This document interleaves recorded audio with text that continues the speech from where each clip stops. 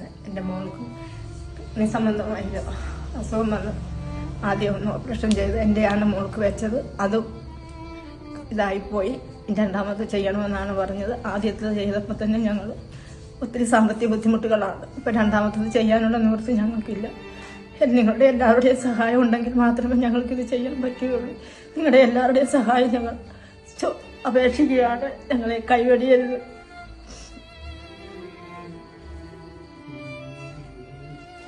എൻ്റെ പേര് രമ്യ എന്നാണ്. ഞാൻ അങ്കമാലി കറുവിറ്റ് പഞ്ചായത്തിലാണ് വാടകയ്ക്ക് താമസിക്കുന്നത്. എനിക്ക് കിഡ്നി ഫെയിലിയറായിട്ട് 10 വർഷത്തിന് അധികമായി. ആദ്യത്തെ ഒരിക്കൽ സർജറി കഴിഞ്ഞതാണ് 2016. അത് ഒരു 6 വർഷത്തോളം ഉണ്ടായിരുന്നു. അതിനുശേഷം 2021 കൊറോണയ്ക്ക് ശേഷം വീണ്ടും കിഡ്നി റിജക്ഷനായി. 2 വർഷത്തിലേറെയായിട്ട് ഇപ്പോൾ ഡയാലിസിസ് ആണ്. ആദ്യം കയ്യിൽ ഫിസ്റ്റുലയായിരുന്നു, പിന്നെ കഴുത്തേൽ ജുഗുലാറായിരുന്നു, അതും ബ്ലോക്കായി ഇൻഫെക്ഷനായി. പിന്നെ ഇപ്പോൾ ചെസ്റ്റിൽ ആണ് കത്തിയിട്ടിട്ടേക്കുന്നത്. ആഴ്ചയിൽ 3 ഡയാലിസിസ് ഉണ്ട്. ഇപ്പോൾ സാമ്പത്തികമായിട്ട് ഒരുപാട് ബുദ്ധിമുട്ടിലാണ്. ഒരുപാട് സർജറികൾ ഈ കഴിഞ്ഞ ഒരു വർഷത്തിനിടയ്ക്ക് ഒരുപാട് സർജറികൾ കഴിഞ്ഞു. ഇപ്പോൾ രണ്ടാമത് ട്രാൻസ്പ്ലാന്റ് ചെയ്യണമെന്നാണ് ഡോക്ടർ പറഞ്ഞേക്കുന്നത്. 35 ലക്ഷം രൂപയോളം ചിലവാകും. ഞങ്ങളെ കൊണ്ട് കൂട്ടിയാൽ കൂടുന്ന ഒരു എമൗണ്ട് അല്ല അത്. എല്ലാവരും നിങ്ങളെ കൊണ്ട് കഴിയുന്ന സഹായം ചെയ്തെന്ന് എന്നെ സഹായിച്ചാൽ മാത്രമേ എനിക്കിനി മുമ്പോട്ട് ജീവിക്കാൻ പറ്റുള്ളൂ.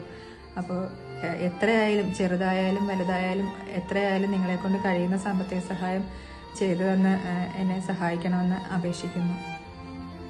എന്റെ എല്ലാ കൂട്ടർക്കും നമസ്കാരമുണ്ട്. ജോഷി പൗര സംഘമാരിയാണ്.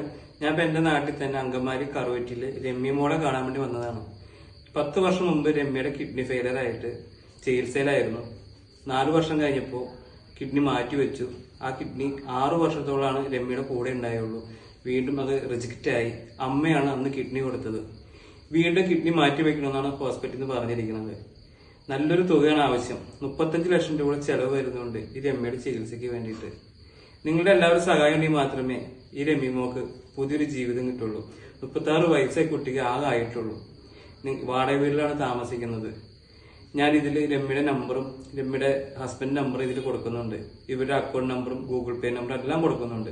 നിങ്ങൾ വിളിച്ച് അന്വേഷിച്ച് നിങ്ങളുടെ പറ്റുന്നത്, നിങ്ങളുടെ കയ്യിലുള്ള ചെറുതായും വലുതായാലും ഈ രമ്യയുടെ ചികിത്സയ്ക്ക് വേണ്ടി സഹായിക്കണം. താഴ്മയുടെ അപേക്ഷിക്കുകയാണ്.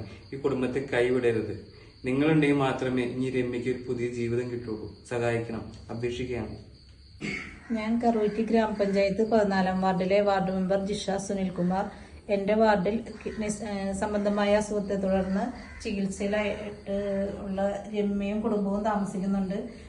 ഇവരുടെ വാടകയ്ക്കാണ് ഇവർ താമസിക്കുന്നത്. ഇവരുടെ ചികിത്സാ ചെലവിന് ഇപ്പോൾ ബുദ്ധിമുട്ടായിട്ടിരിക്കുകയാണ്.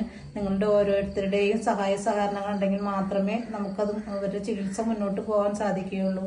ഞങ്ങൾ വാർഡ് വികസന സമിതി കൂടുകയും ഒരു ജോയിന്റ് അക്കൗണ്ട് ചേരുകയും ചെയ്തിട്ടുണ്ട്. നിങ്ങളുടെ എല്ലാവരുടെയും വിലയേറിയ സാമ്പത്തിക സഹായം ഇവരുടെ ചികിത്സയ്ക്ക് ആവശ്യമാണ്. എല്ലാവരും സഹായിക്കണമെന്ന് വിനീതമായി അഭ്യർത്ഥിക്കുന്നു.